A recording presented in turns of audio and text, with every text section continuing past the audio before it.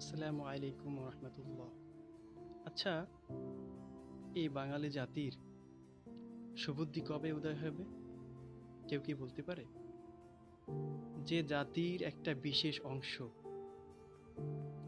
সব সময় অন্য একটা দেশের খেলাধুলা নিয়ে ব্যস্ত থাকে। তারা এতটাই ব্যস্ত থাকে যে নিজেদের ভবিষ্যৎ চিন্তাভাবনা তাদের মাথায় থাকে না অনেক সময়। আমি খেলাধুলার বিরুদ্ধে বলছি না।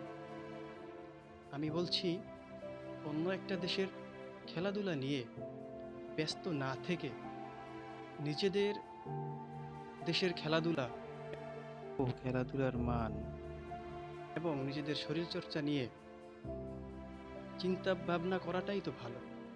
আগে একটা সময় ছিল যখন কেউ একজন ভালো রেজাল্ট করলে তাকে নিয়ে সবাই আনন্দ করত।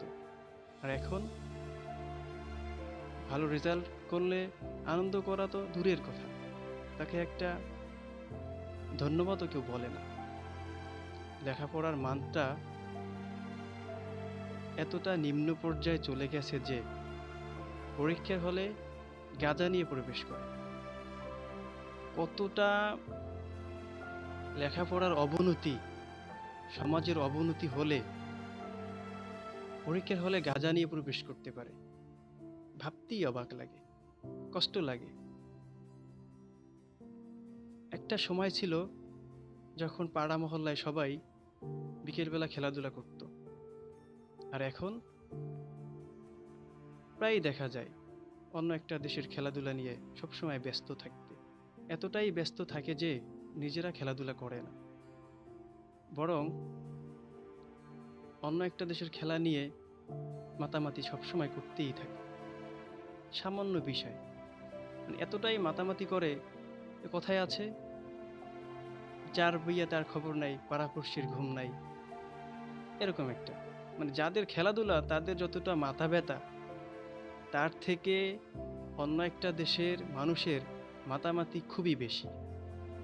আমি খেলাধুলার বিরুদ্ধে বলছি না, আমি বলছি নিজেদের দেশের খেলাধুলার মান উন্নয়ন করার কথা, নিজেদের শরীরচর্চার কথা। একটা সময় ছিল,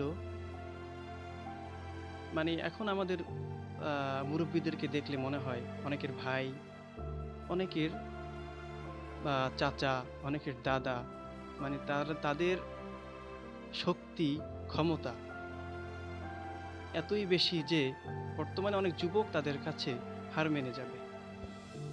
আমাদের উচিত সবাই সবার জায়গা থেকে এই দেশ, এই সমাজ, এই দেশের মানুষকে উন্নয়নের শিখরে পৌঁছে দিতে সবাই সবার জায়গা থেকে সামাজিক ও উন্নয়নমূলক কর্মকাণ্ড এবং উন্নয়নমূলক কর্মকাণ্ডের পাশাপাশি দেশের মানুষকে সচেতন করা।